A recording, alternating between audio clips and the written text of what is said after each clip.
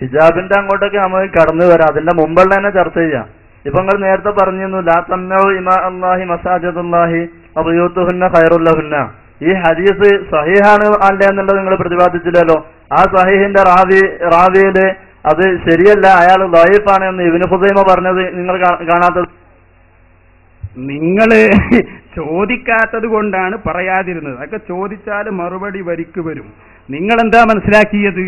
വബുയൂതുഹുന്ന ഖൈറുല്ലഹുന്ന ശഫീഉനാ മുഹമ്മദുർ റസൂലുള്ളാഹി സല്ലല്ലാഹു അലൈഹി വസല്ലമ തങ്ങൾ പറയുന്ന ആ ഹദീസിനെ ഉദ്ധരിച്ചുകൊണ്ട് ബഹുമാനപ്പെട്ട ഇമാം നബവി റഹ്മത്തുള്ളാഹി അലൈഹി തന്റെ സറഹുൽ മുഹദ്ദബിൽ വ്യക്തമായി രേഖപ്പെടുത്തുന്നു, ഇസ്നാദു ഹാദൽ ഹദീസ് സ്വഹീഹുൻ. ഈ ഹദീസിന്റെ പരമ്പര കൃത്യമായി സ്വഹീഹാണ്, ഒരു സംശയവും അതിലില്ല. അതുകൊണ്ട് ഞങ്ങൾ ഇമാം നബവി പറഞ്ഞ അതേ വാചകം ആവർത്തിച്ചു പറയുന്നു, വളരെ ശക്തമായി ശരിയാണ്.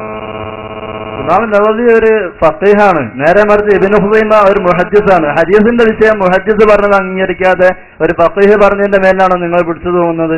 ഇബ്നു ഖുസൈമ എവിടെയാണ് അദ്ദേഹത്തെ കുറിച്ച് പറഞ്ഞത് ഒന്ന് പറയുന്നത്? വലാ അഖ്സു അലാ സമാഇ ഹബീബ് ഇബ്നു ഉബയ്യ് അബീ സാബിത്തിൻ ഹാദൽ ഖബറു മിൻ ഇബ്നു ഉമറ ഇബ്നു ഖുസൈമ. അപ്പൊ അതിന്റെ അർത്ഥം എന്താ? സ്വഹീഹല്ല എന്നാണോ?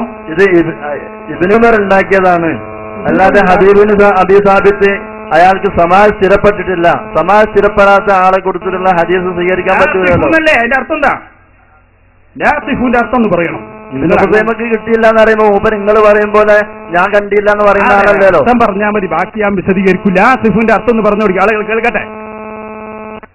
ലാസിഫ് പറഞ്ഞാൽ എന്താ? ഞങ്ങളർത്ഥം നോക്കി ലാഖിഫ് എന്താണെന്നുള്ളത് ഞങ്ങൾ പറഞ്ഞു കൊടുക്കാം. ലാഖിഫ് എന്ന് പറഞ്ഞാൽ ഞാൻ ഇപ്പോൾ നടത്തിയ നോട്ടത്തിൽ കണ്ടിട്ടില്ല എന്നാണ്. പക്ഷേ ബഹുമാനപ്പെട്ടവർ പിന്നെയും നോക്കി, നിങ്ങളത് കാണണം. എടുക്കു ഫത്ഹുൽ ബാരി. ഫത്ഹുൽ ബാരിയിൽ കാണാം ഇബ്നു ഹജർ തങ്ങൾ പറയുന്നു, അഖ്റജഹു അബൂ ദാവൂദ് വസഹഹു ഇബ്നു ഹുസൈമ. ഈ ഹദീസ് അബൂ ദാവൂദ് പുറപ്പെടുവിക്കുകയും ഇബ്നു ഹുസൈമ സ്വഹീഹാക്കുകയും ചെയ്തിട്ടുണ്ട്. ഫത്ഹുൽ ബാരിയുടെ 2-ാം വാള്യത്തിന്റെ 350-ാമത്തെ പേജ്. ഇനി എന്ത് പറയാണ്ട്?